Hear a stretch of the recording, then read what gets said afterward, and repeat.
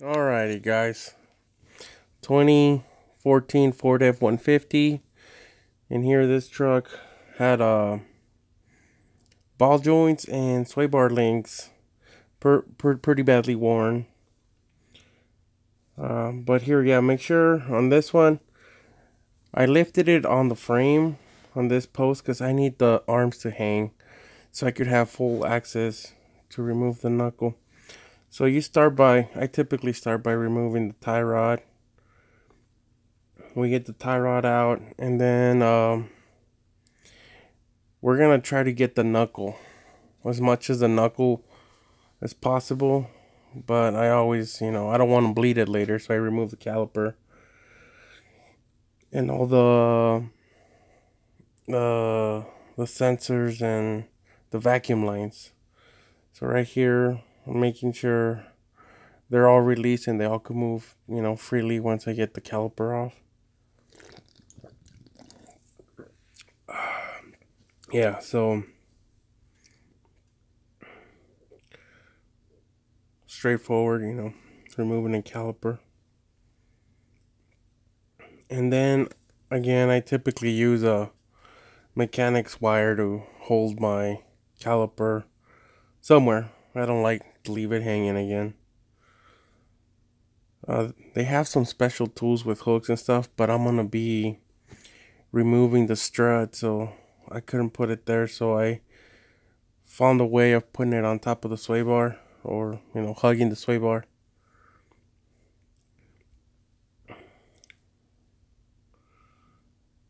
But yeah, mechanic's wire works great for me.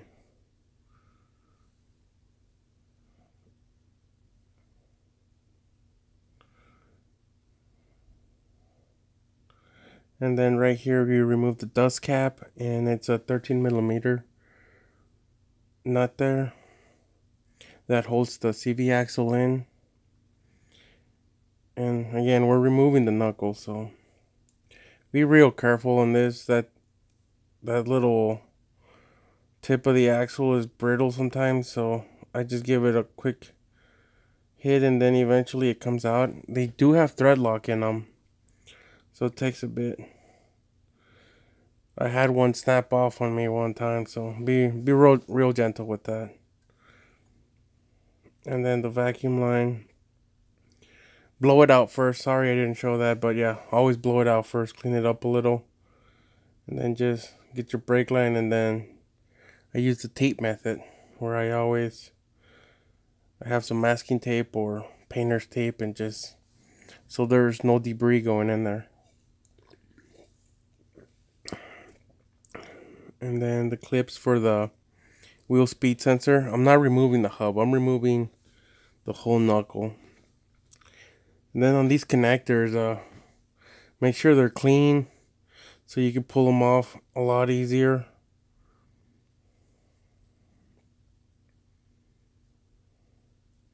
But yeah, so make sure you fish it out and make sure you route it the same way when you go back in. And then here I use the back of the little hammer or whatever I had to push it. To push the CV axle towards the back. And then behind where the CV axle goes in, remember it's an IWE, be real careful. But now that I pretty much have the knuckle free of anything, I go after the ball joint nuts. And again, penetrating oil helps me a lot.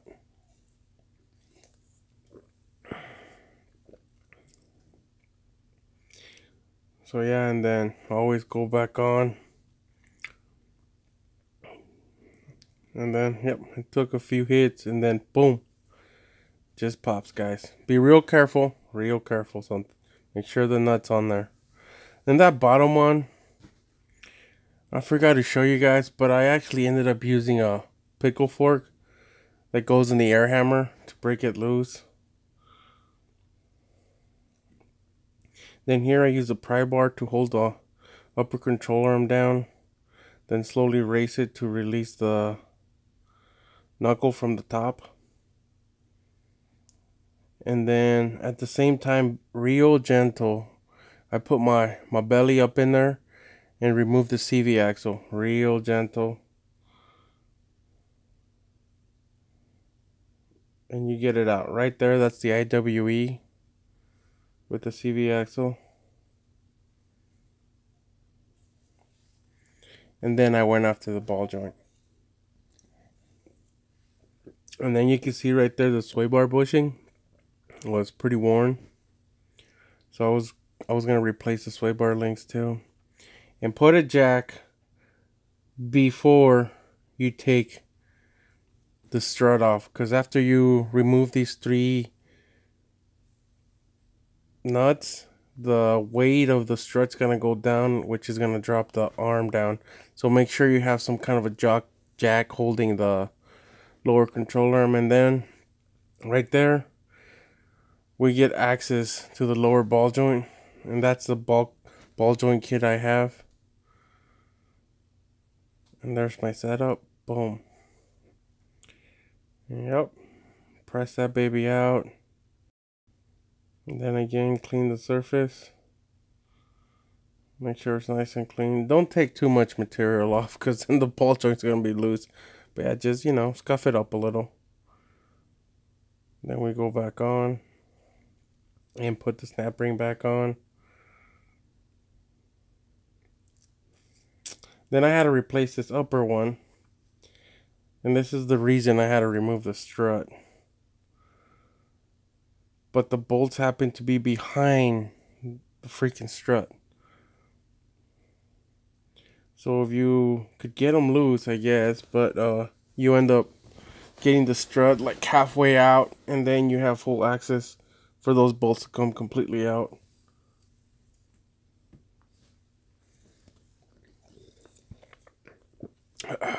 But yeah, that's about how far I had to pull it out. Then the new upper control arm, they come with the ball joints. You get it in there, and I snugged it, but not got it tight. I wait till I put weight on it, and then here I go after the sway bar link. And this is the method I use with these pass-through gear wrench sells that set. It's pass-through. And I managed to get it off. It was pretty tight with that nylon nut. So you go back on, and there you can see how I did the top one. It requires 2. I mean, you could put an impact on it and get it nice and snug. And see how the upper control arm is still pretty loose. So then we go again with some thread lock. And then make sure you eat your Wheaties or some spinach, man. Because this baby gets a little heavy. So have your nut ready. Get that lower one in. And then real quick, yep. The CV axle was in the way, so I had to move it. So place the CV axle a little bit higher out of the way so it doesn't damage the IWE. And then there you go.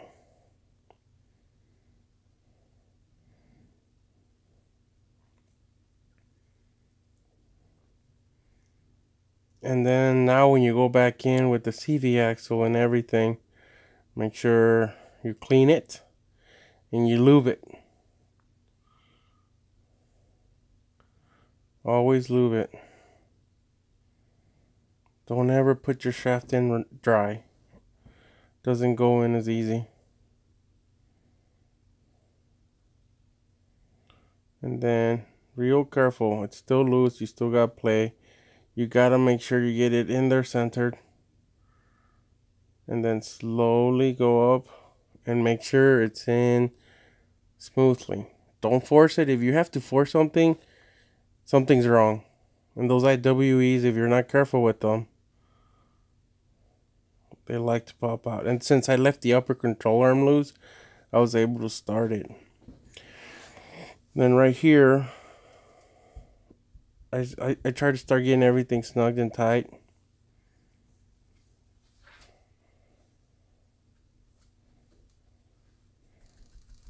So then I get the floor jack and I put the weight on it. till I look at the frame. So I put the weight on that lower control arm until I see the body of the truck actually lifting from my floor jack on the that I put further back, until it barely lifts. As soon as I see a little bit of lift, I mean, I'm talking about less than a 16th of an inch, and then I start getting everything tight, because you got to put it at right height, you know. That's the quickest way of doing that. And then I go ahead and get everything tight. Then here I show you the other side. Show you how I insert the pickle fork. And yeah, the driver's side, holy crap, guys. I mean, it's still the same job, but you just gotta work around the bracketing for the HCU, the hydraulic control unit. It just makes it a little bit more of a living pain in the ass. I mean, butt. But yeah, see how I pried it out. I was gonna go straight forward. But yeah, no, I just want to show you guys what it really entails to do these jobs. And if you want to do it here, right here, the 2-wrench method, because right there on the left side you could see the HEU, and that's how happy I was. But I hope this helps you guys. I'll catch you in the next